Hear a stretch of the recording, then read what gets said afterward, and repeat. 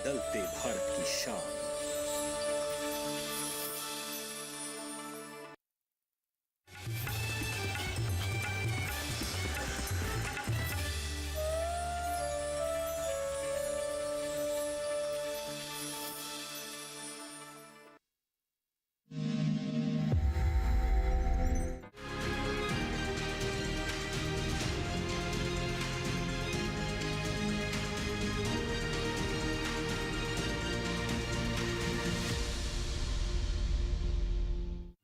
पीढ़ी दर पीढ़ी हमारे किसान अलग अलग स्पीसीज की अलग अलग वैरायटी इनको सहेज कर रखते गए और उसको विकास करते रहे। किसान की विरासत, धरती के वनस्पति संसाधन, एक अधिकार जिसका दुनिया भर के देश करते हैं सम्मान। आज भारत उन अधिकारों को दे रहा है नए मुकाम, ताकि और बढ़े किसानों की वंशागत किस्मों की पहचान का अभियान।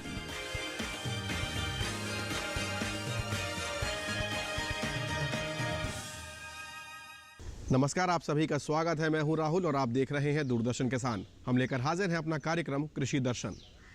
कृषि दर्शन एक ऐसा कार्यक्रम जिसमें हम बात करते हैं किसानों के लाभ की, किसानों से जुड़े हुए कार्यक्रमों की और किसानों से जुड़े हुए अपडेट्स की। और हमारी कोशिश रहती है कि हम समय पर उनके पास इनकी खबर लेकर पहुंचे ताकि उन्हें इसका अधिकतम लाभ मिल सके। आइए अब देखते हैं मंत्रालय से। किसान भाइयों के लिए सलाद की खेती फायदे का सौदा हो सकती है, लेकिन इसे किया कैसे जाए और इसमें किन किन बातों का ध्यान रखना चाहिए, इसके लिए हमारे साथ आज कृषि भवन के डीडी किसान के स्टूडियो से जुड़ रहे हैं कृषि मंत्रालय में बागवानी विभाग के उपनिदेशक श्री रविंद्र कुमार जी। आज हम किसान भाइयों को एक अधिक रिटर्न देने वाली क्रॉप के बारे में, फसल के बारे में जानकारी देंगे, जिसे हम सलाद पत्ता या अंग्रेजी में लेट्यूस भी कहा जाता है। लेट्यूस ज़्यादातर हम देखते हैं कि इसका प्रयोग ज़्यादातर आप देखते हैं बर्गर, सैंडविच और पास्ता, जैसे पास्ता वगैरह बनता है उसमें थोड़ा स्प्रिंकल किया जाता है। और पिज़्ज़ा की तैयारी में डिफरेंट तरह के सलाद, जैसे अमेरिकन सलाद, रशियन सलाद, उसमें भी कॉम्बिनेशन इसका यूज़ किया जाता है। ये बड़ा ग्रीन लीफी वेजिटेबल होता है। इसमें मैग्नीशियम, कैल्शियम का कंटेंट बहुत हाई होता है। और ये जो इसका जो मेन इस्तेमाल होता है, जैसे बीपी का कंट्रोल भी कर सकता है, डायबिटीज़ में भी इसको ज़्यादा से ज़्यादा इंटेक किया जा सकता है। और जैसे किसी को वेट लॉस करना हो तो उसमें भी सलाद पत्ता हरा होने की वजह से, फाइबर कंटेंट बढ़ने की वजह से इसका उपयोग किया जा सकता है। ये कहाँ पाया जाता है? इंडिया में। इंडिया में ज़्यादातर हम जो खुले क्षेत्र हैं, जैसे ठंड में लगाया जाता है। और मोस्टली जो इसका ईयर राउंड अवेलेबिलिटी मेंटेन करने के लिए इसे ग्रीन हाउस में भी लगाया जा सकता है। तो सबसे पहले आपको इसकी कैसे तैयारी करनी है। ज़्यादातर बीज हम जो ले रहे हैं वो नीदरलैंड से आता है और भारत में भी कुछ बीज बना रही हैं कंपनियां। तो सबसे पहले इसकी तैयारी करते हैं कि जैसे हम इसको नर्सरी बनाते हैं। नर्सरी बनाने के लिए हम एक ट्रेज में ज़्यादातर कोकोपीट या परलाइट का मिक्सचर मिला के दोनों को 50-50 उसमें ये बीज बो दिया जाता है।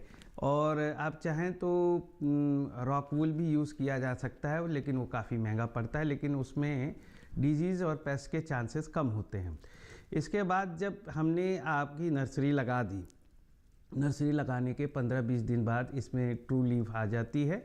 उसके बाद इसकी ट्रांसप्लांटिंग हम बेड बना के अलग अलग ओपन खेत में लगा सकते हैं। ओपन खेत में लगाने के लिए हमको ऑर्गेनिक मैटर, जैसे कि अपना फार्म यार्ड मैन्योर और ये वर्मी कंपोस्ट आदि अच्छे से मिला के सॉइल को तैयार करके बेड में इनको रोपित किया जा सकता है। 5 से 6 हफ्ते के बाद लेट्यूस तैयार हो जाता है, क्योंकि ये शॉर्ट ड्यूरेशन क्रॉप है। और फिर इसको काट के किसान भाई अलग अलग जगह पे जो भी आपके वेंडर्स हैं या सप्लायर्स हैं उनको आप दे सकते हैं। बुलेटिन की शुरुआत करते हैं सम्मेलन से प्रगति की ओर। दिल्ली के विज्ञान भवन में AHIDF पर आधारित एक सम्मेलन हुआ। इसमें AHIDF पर एक रेडियो जिंगल भी जारी किया गया। आइए देखते हैं AHIDF पर आधारित हमारी रिपोर्ट। हाल ही में विज्ञान भवन में पुनर्गठित AHIDF योजना की शुरुआत की गई। इस अवसर पर केंद्रीय मत्स्य पालन, पशुपालन एवं डेयरी मंत्री परषोत्तम रुपाला, पशुपालन और डेयरी विभाग की सचिव अलका उपाध्याय, विभाग की अपर सचिव वर्षा जोशी, विभाग के संयुक्त सचिव OP चौधरी एवं अन्य गणमान्य लोग उपस्थित थे। गौरतलब है कि ये योजना कोविड काल के दौरान शुरू की गई थी, जो पूरे देश के लिए कठिन समय था। अब इस योजना को नया स्वरूप दिया गया है और इसे अगले 3 वर्षों के लिए लागू किया जाएगा। उद्योग, FPO, डेयरी सहकारिता समितियों को इस योजना से लाभ उठाना चाहिए। कैबिनेट ने 1 फरवरी 2024 को अपनी बैठक में 29,610 करोड़ रुपए के परिव्यय के साथ इंफ्रास्ट्रक्चर डेवलपमेंट फंड के तहत AHIDF के पुनर्गठन को मंजूरी दी। पुनर्गठित योजना में डेयरी इंफ्रास्ट्रक्चर डेवलपमेंट फंड को शामिल किया गया है। अब डेयरी सहकारी समितियों को DIDF में मिलने वाली छूट 2.5% के बजाय AHIDF के तहत 3% की ब्याज छूट का लाभ मिलेगा। डेयरी सहकारी को AHIDF के क्रेडिट गारंटी फंड के तहत क्रेडिट गारंटी सहायता भी मिलेगी।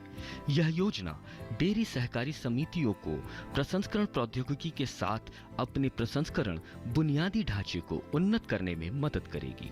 इससे देश में बड़ी संख्या में दूध उत्पादकों को फायदा मिलेगा। इस अवसर पर केंद्रीय मत्स्य पालन, पशुपालन एवं डेयरी मंत्री परषोत्तम रुपाला ने कहा, एनिमल हस्बेंड्री इंफ्रास्ट्रक्चर फंड के तहत हमने अभी तक 350 प्रोजेक्ट एक्सेप्ट कर लिए हैं, इसको मंजूरी दे दी है और 9,000 करोड़ की राशि इनके लिए स्वीकृत की गई है और 110 करोड़ का इंटरेस्ट सबवेंशन दे दिया गया है।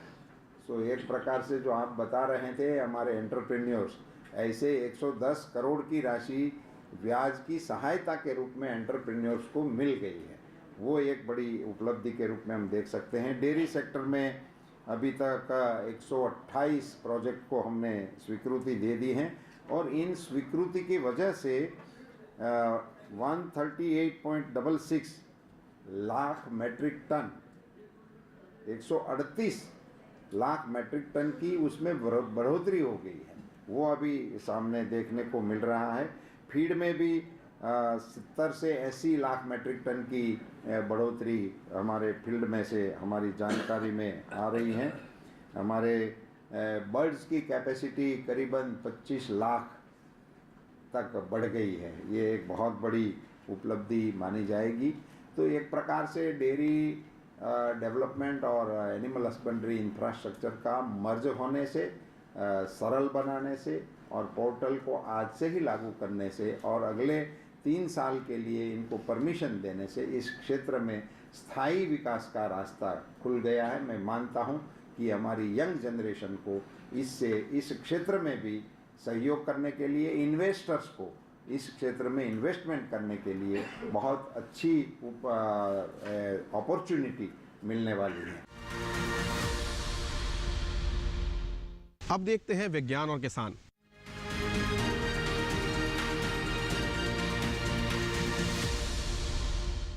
आज हम विज्ञान और किसान में बात करने जा रहे हैं आलू की फसल की देखभाल किस प्रकार करें और इससे जुड़ी हुई तमाम बातों पर जिन पर हमें आवश्यकता से ध्यान देना है। आइए देखते हैं।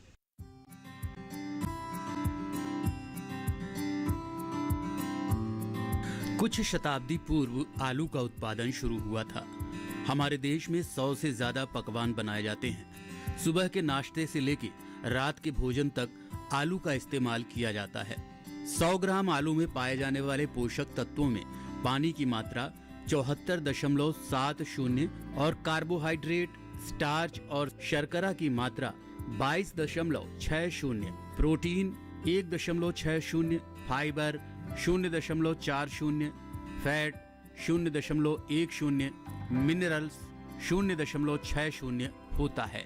भारत में आलू की फसल केरल और तमिलनाडु राज्यों को छोड़कर शेष सभी राज्यों में पैदा की जाती है। उत्तर प्रदेश, बिहार, पश्चिम बंगाल, पंजाब और गुजरात में लगभग 80% आलू की फसल लेने वाले राज्य हैं। आलू की उपज 152 क्विंटल प्रति हेक्टेयर ली जाती है। आलू की निर्यात की क्षमता हमारे यहाँ बहुत है। इसका मुख्य कारण हमारे देश का आलू पूरे देश में सर्वाधिक पसंद किया जाता है। अकुशल नियंत्रण यानी लापरवाही से आलूओं की ढुलाई और ठीक प्रकार से आलूओं का भंडारण न करने से आलूओं का 40 से 50% नुकसान हो जाता है। इसलिए फसलोत्तर प्रौद्योगिकी की ओर ध्यान देना अति आवश्यक है। खुदाई के दौरान आलूओं का पर्याप्त न होने से बड़ा नुकसान होता है। इसलिए आलू परिपक्व होने से पहले ही खुदाई कर लेनी चाहिए। देखने में आया है कि रोगों और कीटकों के कारण आलू खराब हो जाते हैं। स्टोरेज से पहले और बाद में अधिक तापमान से गुणवत्ता कम हो जाती है। बहुत सारे किसान भाई आलूओं की खुदाई के लिए आलू हार्वेस्टर का इस्तेमाल करते हैं। इससे आलू की खुदाई को समय कम लगता है और खुदाई भी अच्छी होती है। खुदाई के बाद आलू इकट्ठे किए जाते हैं और बोरों में भरकर भंडारण के लिए भेजे जाते हैं। यदि आलूओं का भंडारण सही ढंग से किया जाए तो आलूओं की कीमत स्थिर रखने में मदद मिलती है। आलूओं के भंडारण के लिए शीत भंडार गृह सर्वोत्तम माने जाते हैं। शीत गृह में भंडारण खर्चीला और महंगा होने के कारण वैकल्पिक सस्ती भंडारण विधियों को विकसित करने की नितांत आवश्यकता है।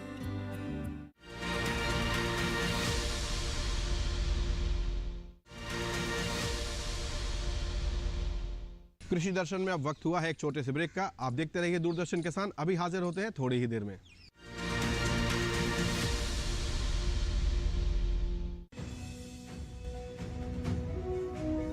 भारत सरकार का हर प्रयास किसानों को दे रहा है एक नई आस। देश के किसानों की खुशहाली और उन्हें आत्मनिर्भर बनाने के लिए भारत सरकार समर्पित है। प्रधानमंत्री श्री नरेंद्र मोदी जी के नेतृत्व में कृषि क्षेत्र में किए गए निरंतर प्रयासों के फलस्वरूप देश खाद्यान्न व बागवानी के क्षेत्र में आत्मनिर्भर हो चुका है और देश में दलहन का उत्पादन भी बढ़ा है। इसी तरह भारत सरकार ने खाद्य तेलों के उत्पादन को बढ़ाने के भी अनेक प्रयास किए हैं। इसी क्रम को आगे बढ़ाते हुए माननीय प्रधानमंत्री श्री नरेंद्र मोदी जी के नेतृत्व में भारत सरकार ने दूरदर्शी निर्णय लेते हुए राष्ट्रीय खाद्य तेल मिशन ऑयल पाम की शुरुआत की है। इस मिशन से देश भर के किसानों को बहुत लाभ मिलेगा। कृषि के पूंजी निवेश में वृद्धि होगी, खाद्य तेल आयात पर देश की निर्भरता कम होगी और रोजगार के नए अवसर पैदा होंगे।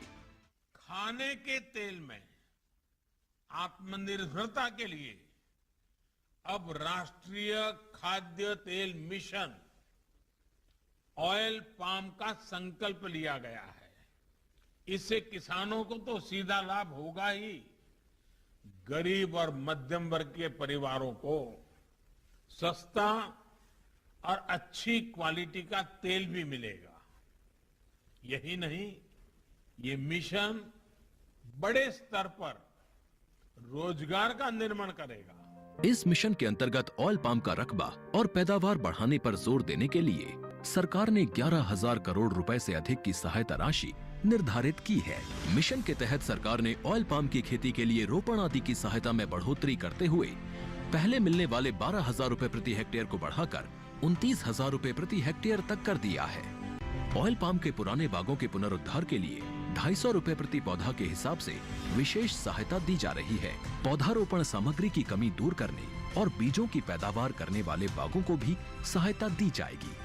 इसके तहत 15 हेक्टेयर ऑयल पाम उद्यान के लिए 80 लाख रुपए तक की सहायता राशि दी जाएगी। इसके अलावा नर्सरी विकास के लिए 40 लाख रुपए तक तय किए गए हैं।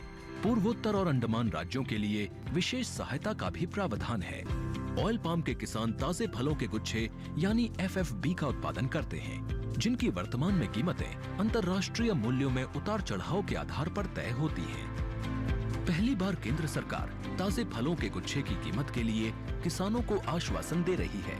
ये व्यवहार्यता मूल्य यानी VP कहलाएगा, यानी किसानों को कोई घाटा नहीं होने दिया जाएगा। व्यवहार्यता मूल्य VP तय करने की शुरुआत 1 नवंबर से होगी और अगले वर्ष 31 अक्टूबर तक जारी रहेगी। इसे ऑयल पाम वर्ष कहा जाएगा। इस योजना के तहत वर्ष 2025-26 तक ऑयल पाम का रकबा 6.5 लाख हेक्टेयर सृजित करने और कच्चे ऑयल पाम की पैदावार वर्ष 2025-26 तक 11.20 लाख टन पहुंचाने का लक्ष्य निर्धारित किया गया है। सरकार के इस महत्वपूर्ण निर्णय से देश में ऑयल पाम की खेती करने वाले किसानों में विश्वास पैदा होगा और वे खेती का रकबा बढ़ाएंगे। इस तरह पाम ऑयल का उत्पादन भी बढ़ेगा, जिससे किसानों की आय बढ़ेगी और ग्रामीण अर्थव्यवस्था भी सुदृढ़ होगी।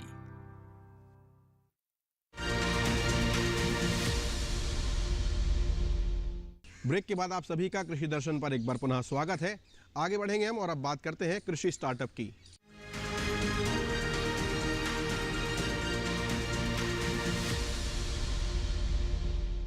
अब बात करते हैं बागवानी फसलों की। बागवानी की जब हम बात करते हैं तो कुछ छोटे छोटे पहलू हैं जिन पर हमें विशेष ध्यान रखना होता है। किसानों के दृष्टिकोण से यदि हम बिजाई की बात करें, रोपाई, निराई, गुड़ाई की बात करें, तो हर प्रकार से जब हम बात करते हैं बागवानी फसलों की तो उनमें इन्हीं छोटी छोटी बातों का यदि हम समय पर ध्यान रखें और विशेष ध्यान रखें तो निसंदेह आपका लाभ निश्चित रूप से होगा। बागवानी पर आधारित है हमारी आज की रिपोर्ट, आइए देखते हैं। भूपेंद्र सिंह पुश्तैनी किसान हैं। हालांकि वो बहुत बड़े जमींदार नहीं हैं, फिर भी खेती से उनका लगाव कभी कम नहीं हुआ। तब भी नहीं जब वो प्राइवेट नौकरी भी किया करते थे। जल्द ही इनको पता चल गया कि नौकरी में तरक्की एक सीमा तक ही हो सकती है। इसके बाद इन्होंने अपना खुद का बिजनेस शुरू करने के बारे में विचार किया। ये कुछ ऐसा करना चाहते थे जो अलग भी हो और ज़्यादा मुनाफा देने वाला भी। इस तरह 2014 में प्रयोगों के तौर पर सब्जियों की नर्सरी शुरू की। मैं पहले प्राइवेट जॉब करता ਸੀਗਾ। ਪ੍ਰਾਈਵੇਟ ਜੌਬ ਮੈਂ 2014 ਤੱਕ ਇੱਕ ਸੀਲ ਲਾਈਨ ਦੇ ਵਿੱਚ ਸੀਗਾ। ਉਹ ਸੀਲ ਲਾਈਨ ਦੇ ਵਿੱਚ ਨਾਲ ਮੈਂ ਨਰਸਰੀ ਦਾ ਸਟਾਰਟ ਕਰ ਲਿਆ ਸੀ 2014 ਚ। 2014 ਤੋਂ ਬਾਅਦ ਚ 2017 ਦੇ ਵਿੱਚ ਮੈਂ ਪ੍ਰੋਫੈਸ਼ਨਲ ਤੌਰ ਤੇ ਨਰਸਰੀ ਦਾ ਆ ਗਿਆ ਕੰਪਨੀ ਤੋਂ ਰਿਜ਼ਾਈਨ ਕਰਕੇ। ਉਸ ਤੋਂ ਬਾਅਦ ਹੁਣ ਮੇਰੇ ਕੋਲ ਵੈਜੀਟੇਬਲ ਦੇ ਵਿੱਚ ਬਹੁਤ ਸਾਰੀਆਂ ਜਿਸ ਤਰ੍ਹਾਂ ਇਹਨਾਂ ਦਾ ਆਪਣਾ ਕੋਲੀਫਲਾਵਰ, ਕੈਬੇਜ, कैप्सिकम, इस तरह सारी वैजीटेबल की नर्सरी मैं लगभग पूरे पंजाब च ते जम्मू च सप्लाई करदा इस टाइम।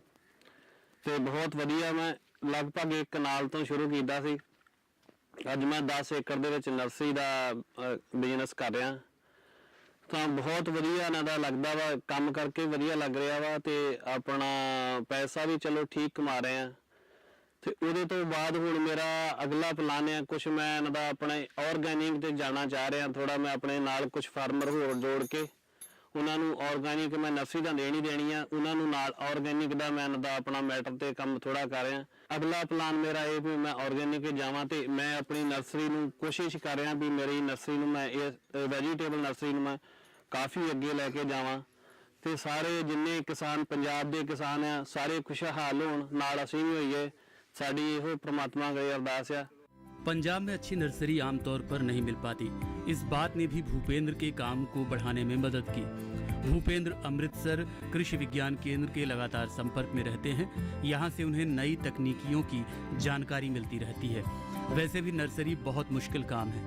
मौसम की हल्की सी मार पूरी मेहनत को बर्बाद कर सकती है।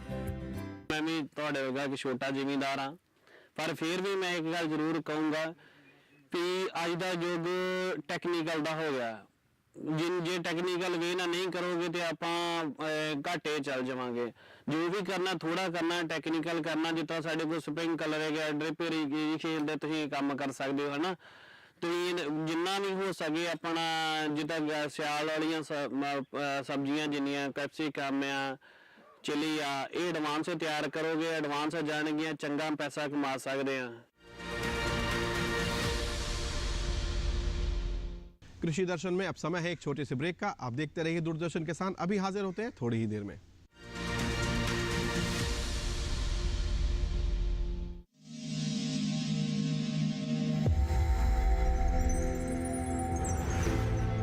आत्मनिर्भर किसान भारत की शान। उत्पादन में आत्मनिर्भर होने के साथ साथ फसल की कटाई के उपरांत उपज की हानि को रोकने, ग्रामीण क्षेत्रों में रोजगार सृजन करने और बीज से बाजार तक के विजन को मजबूती देने के उद्देश्य से 1 वर्ष पूर्व माननीय प्रधानमंत्री श्री नरेंद्र मोदी जी ने एक महत्वाकांक्षी केंद्रीय योजना एग्रीकल्चर इंफ्रास्ट्रक्चर फंड की शुरुआत की। इस आधुनिक इंफ्रास्ट्रक्चर से कृषि आधारित उद्योग लगाने में एक बहुत बड़ा बदलाव आएगा और बहुत बड़ी गति आएगी। साथियों, अब हम उस स्थिति की तरफ बढ़ रहे हैं जहां गांव के कृषि उद्योगों से फूड आधारित उत्पाद शहर जाएंगे और यही तो आत्मनिर्भर भारत अभियान का संकल्प है। एग्रीकल्चर इंफ्रास्ट्रक्चर फंड से पात्र लाभार्थी गोदामों का निर्माण कर सकते हैं, छटाई या ग्रेडिंग इकाई, पैकिंग हाउस, सप्लाई चेन और कोल्ड चेन जैसी सुविधाएं या फिर प्राथमिक कृषि प्रसंस्करण केंद्र की स्थापना कर सकते हैं।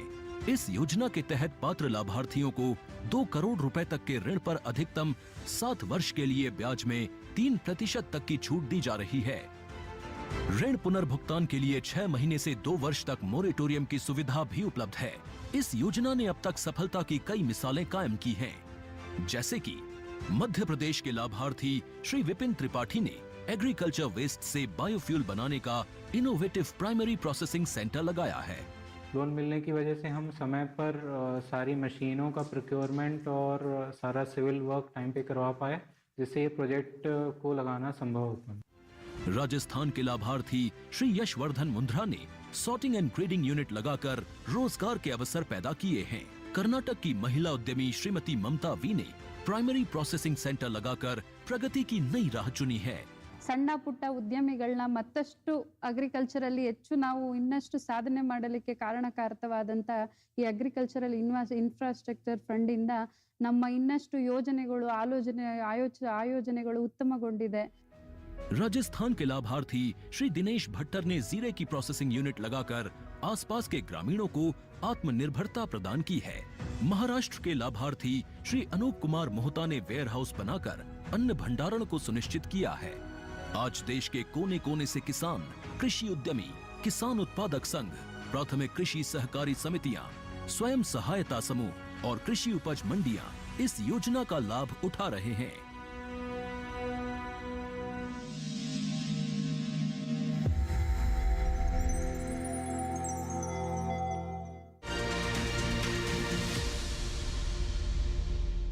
ब्रेक के बाद आप सभी का एक बार पुनः स्वागत है। अब हम बात करेंगे फार्मिंग इंडिया की।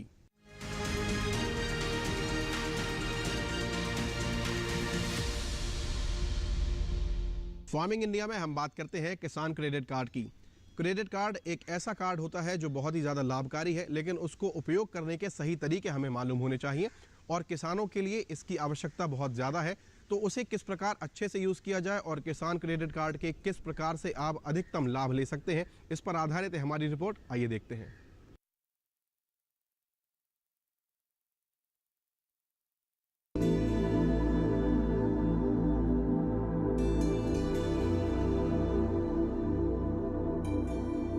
किसान क्रेडिट कार्ड योजना 1998 में शुरू की गई थी। इसका उद्देश्य किसानों को कृषि गतिविधियों के लिए बिना किसी बाधा के समय पर ऋण उपलब्ध कराना था। भारत सरकार किसान क्रेडिट कार्ड के तहत किसानों को ब्याज पर 2% की आर्थिक सहायता देती है और समय पर ऋण चुकाने वाले किसानों को 3% की प्रोत्साहन छूट देती है। इस तरह केसीसी पर सालाना ब्याज दर 4% आता है। सभी योग्य किसानों को उनके कृषि कार्यों के लिए आसानी से और समय पर कृषि ऋण प्रदान किए जाएं, ये सुनिश्चित करने के लिए सरकार ने किसान क्रेडिट कार्ड योजना शुरू की।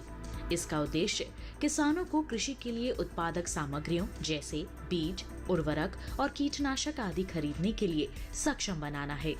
सरकार ने किसानों के हित में बड़े कदम उठाते हुए 2019 में केसीसी में ब्याज दर में आर्थिक सहायता का प्रावधान शामिल करते हुए इसका लाभ डेयरी उद्योग समेत पशुपालकों और मछली पालकों को भी देने की व्यवस्था सुनिश्चित की है। किसान क्रेडिट कार्ड के दायरे में किसानों को लाने के लिए फरवरी 2020 से एक विशेष अभियान चलाया जा रहा है।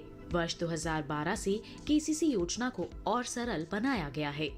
इसके तहत लाभार्थियों को एटीएम सक्षम डेबिट कार्ड के प्रावधान सहित एक बार में दस्तावेजीकरण की सुविधा, सीमा में निर्माण लागत में वृद्धि और सीमा के भीतर कितनी भी संख्या में निकासी आदि की सुविधाएं दी गई हैं।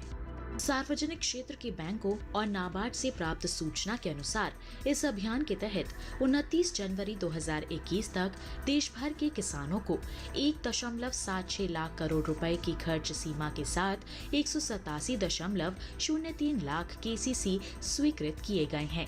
किसान क्रेडिट कार्ड की वजह से किसान अपनी फसल का बीमा भी करवा सकते हैं, जिस किसी भी कारण से अपनी फसल नष्ट होने पर उनको मुआवजा भी दिया जाता है, जैसे बाढ़ की स्थिति में फसल का डूब के नष्ट हो जाना या सूखा पड़ने पर फसल का जल जाना आदि सुविधाओं में यह किसान क्रेडिट कार्ड बहुत ही ज्यादा काम आता है।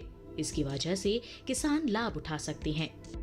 सस्ती ब्याज दर पर लोन उपलब्ध कराने के इस अभियान से न सिर्फ किसानों की आय में बढ़ोतरी होगी, बल्कि इससे ग्रामीण अर्थव्यवस्था को मजबूती मिलेगी और कृषि तथा इससे जुड़े क्षेत्रों में उत्पादन बढ़ेगा।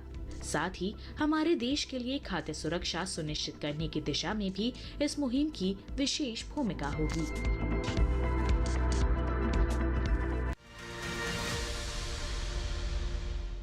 फिलहाल कृषि दर्शन में आज इतना ही।